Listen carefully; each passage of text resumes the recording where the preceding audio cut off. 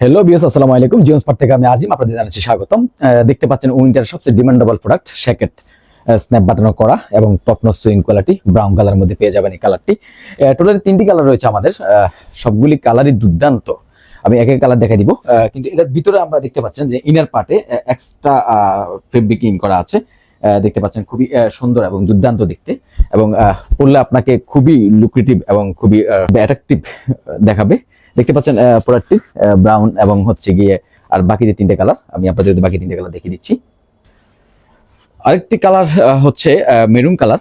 দেখতে পাচ্ছেন মেরুন কালারটি সবগুলি স্ন্যাপ বাটন করা। আপনি চাইলে স্ন্যাপ বাটনগুলো খুব টান টান করে খুলে ফেলতে পারবেন।